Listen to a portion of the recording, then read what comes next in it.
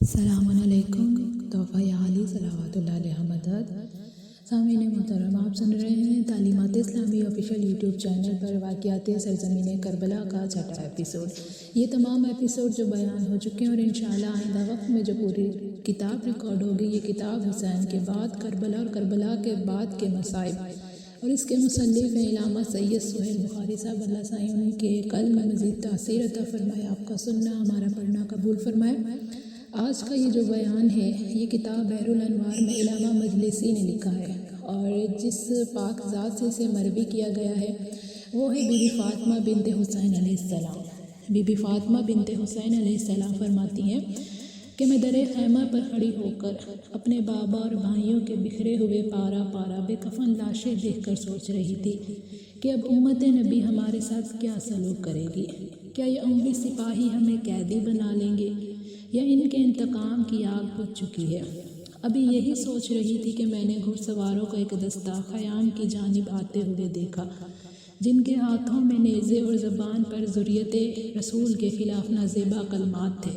سامعین محترم، تدبر کریں، یہ وہی نجس زبانیں تھی کہ جب ان کے شہداء کو قتل کیا جا رہا تھا تو نعرہ تکبیر ان کی زبانوں پر تھا، خدا کا یہ کلمہ پڑھ رہے تھے، محمد کا یہ کلمہ پڑھ رہے تھے، لیکن جب خیموں کی جانب آ رہے تھے، بی بی فرما رہی ہیں کہ ان کی زبان پر ذریت رسول کے خلاف نازیبا کلمات ہیں۔ میں جلدی سے پیچھے ہٹی، یہ دستہ خیام میں گھستا چلا آیا اور میں خیمے بدلتی رہی، اور تمام سیدانیہ بھی خیمے بدل رہی تھی، اور یہ گھڑ سوار دستہ نیزہ بدست تعاقب میں تھا کہ کسی بھی ظالم نے ہم سے چادر مانگی تک نہیں، بلکہ جو بھی ہمارے قریب آتا وہ نیزے کی انی سے چادر اتار لیتا۔ خدا لعنت کرے ان ملعونوں پر۔ ہر بی بی نیزے کی انیوں سے زخمی ہوتی رہی، کسی کا سر زخمی ہوا، کسی کی پشت مبارک کے خون سے قمیض لال ہو گئی۔ تمام زہرا زادیاں واہ جدہ واہ اماں کی صداؤں کو بلند کر رہی تھی، کوئی بھی ایسا نہ تھا جو ہمیں چادریں ہی واپس دلا دیتا۔ میری طرح ہر بی بی لرز رہی تھی، اور کوئی بی بی خاک کربلا علمان کے سر پر ڈال رہی تھی۔ میں خیام بدلنے میں تمام بیبیوں کے آگے آگے تھی۔ بی بی فرما رہی ہیں، بی بی فاطمہ بنت حسین علیہ السلام کی زبانی ہے یہ واقعہ، کہ جب میں نے پیچھے مڑ کر دیکھا تو تمام بیبیاں برہنہ سر ہو چکی تھی، ایک میرے سر پر ہی چادر تھی کہ اتنے میں ایک ظالم نے میرے کاندھے پر نیزہ مارا اور میں نے بے ساختہ واہ محمدہ کی صدا دی۔ دوسری بار نیزے کی انی سے میرے سر سے چادر اتار لی گئی اور میں غش کھا کر گر پڑی، اور جب مجھے غش سے افاقہ ہوا تو اس وقت میرا سر میری پھوپھی جان ام کلثوم و زینب کی گود میں تھا، اور وہ فرما رہی تھی کہ بیٹا ذرا اٹھو، بہت دیر ہو گئی ہے، بچوں کو تلاش کریں، خیام میں آگ لگ چکی ہے اور کم سن بچوں کو تلاش کرنا ہے۔ میں نے آنکھیں بند کی اور عرض کیا، پھوپھی اماں کیا کوئی کپڑے کا ٹکڑا باقی ہے کہ جس سے میں اپنے سر کو ڈھانپ لوں؟ پھوپھی جان نے جواب دیا، بیٹی ذرا آنکھ کھول اور دیکھ کہ اگر تیرے سر پر چادر نہیں تو تیری پھوپھی کا سر بھی تیری طرح ہی بے ردا ہے، خدا لعنت کرے ان ملعونوں پر۔ میں نے آنکھیں کھولی اور پھوپھی اماں کے پیچھے پیچھے چلنے لگی۔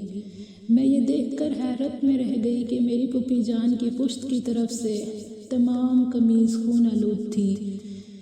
سامعین محترم، بحر الانوار کے مطابق یزیدیوں کی فوج جب خیام آل نبی میں آئی تو ان کے قیادت شمر ملعون کر رہا تھا، خدا لعنت کرے اور اس کے عذاب میں مسلسل اضافہ فرمائے، کہ شمر ملعون نے اعلان کیا کہ خیام میں گھس جاؤ اور جو جس کو ملے وہ لوٹ لو۔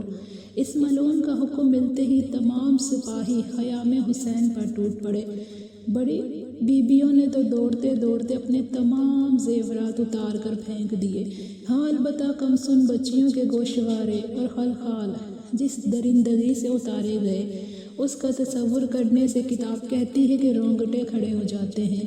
کسی بھی بچی کے کان سے گوشوارے اتارے نہیں گئے، بلکہ گوشواروں میں ہاتھ ڈال کر کھینچ لیا گیا اور ہر بچی کے کان زخمی ہو گئے۔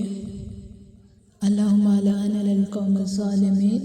سامعین محترم، کربلا سے قافلہ کی روانگی کے وقت مقدس بیبیوں نے عمر بن سعد ملعون سے کہا کہ تمہیں خدا کی قسم ہمیں مقتولوں کے لاشیں کے پاس لے چلو۔ اور جب اسیروں نے شہداء کے ٹکڑے ٹکڑے بدن دیکھے تو نالہ و شعون کی آوازوں کو بلند کیا اور اپنے منہ پر تماچے مارے۔ بعض لوگوں نے یہ بھی نقل کیا ہے کہ بنی امیہ نے حضرت امام حسین علیہ السلام اور آپ کے اصحاب کی لاشوں کو زمین پر لٹایا اور عناد کی وجہ سے تمام عورتوں کو آل رسول کے شہداء کی طرف لے گئے۔ اور جب جناب ام کلثوم علیہ السلام نے اپنے بھائی حسین کی لاش مبارک کو خاک و خون میں غلطہ بے کفن زمین پر پڑا ہوا دیکھا تو انہوں نے خود کو اونٹ سے زمین پر گرا دیا اور بھائی کی لاشیں مطہر سے لپٹ گئی۔ قرہ بن قیس تمیمی کہتے ہیں کہ میں ان عورتوں کو دیکھ رہا تھا جب انہیں ان کے عزیزوں کی لاشوں کی طرف سے گزارا جا رہا تھا تو ایک کوہرام بپا ہو گیا۔ میں ہر چیز فراموش کر سکتا ہوں لیکن زینب بنت فاطمہ زہرا سلام اللہ علیہا کے وہ کلمات کبھی نہیں بھول سکتا کہ جو وہ اپنے بھائی حسین کی لاش مطہر پر اپنے لب پر لا رہی تھی۔ خدا کی قسم جناب زینب کی بے قراری اور بین نے دشمن کو بھی رونے پر مجبور کر دیا۔ اللہم لعن قتلۃ الامام حسین علیہ السلام۔